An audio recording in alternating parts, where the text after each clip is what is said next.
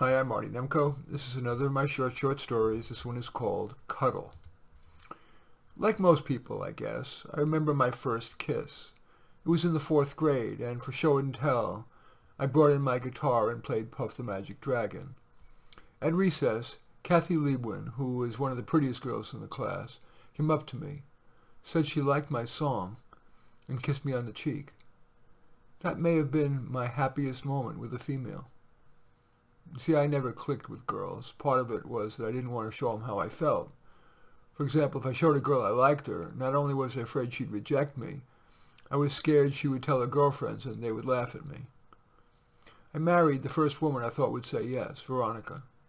She seemed to like me, and I don't think I had much competition. She was heavy and kind of negative, but I figured that after we were married and got to really know each other, we would learn how to compromise. And that included about sex. She was always more interested than I was, and after we got married, more demanding. One time she actually said, "You barely get hard. I'd rather you use your tongue." That hurt, not only psychologically, but physically. I'd be able to do it for the first couple minutes, but then my tongue would start to hurt. But when I lift my head, she would sometimes push it down again until she came at least once. She said that the main reason she didn't divorce me is because she's scared to work. So she said she's willing to accept our terrible sex life, and then I make a lousy living. You see, I play folk guitar in nice hotel bars. I sort of hoped she would divorce me, but I wasn't brave enough to initiate it. To be honest, the main reason wasn't the money or a legal fight. It was that I was scared she would tell me and her friends something like, "You left me for who? Your hand? Or so you can focus on playing songs people haven't liked for decades, unless they're in a nursing home?" So I stayed. At 76, she had a massive heart attack. In the cardiac care unit, she surprised and pleased me. She said, "I'm not perfect, but I always loved you." Soon after, she died, and to be honest, despite her saying that, my main feeling was relief. After just a month, Kathy, the girl who gave me my first kiss 65 years earlier, popped into my head. I Googled her, and fortunately her name was unusual.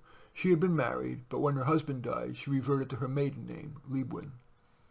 At the end of our first date, which was great, I kissed her goodnight in front of her apartment, and I started to walk back toward my car when she said, "We're not getting any younger. Would you like to come in?" I was scared, especially when she escorted me to her bed. I told her I was scared, and she said, "All I want to do is cuddle." I was relieved, and for the first time in 50 years, I cuddled and was happy. In any case, that short story is called Cuddle. As usual, I welcome your thumbs up and accept your thumbs down. I always look forward to your comments, and especially like you if you hit the share button below. Share on your social media so that my efforts can have broader impact. And I am flattered if you choose to subscribe to my channel. In any event, I do thank you for watching. I am Marty Nemko.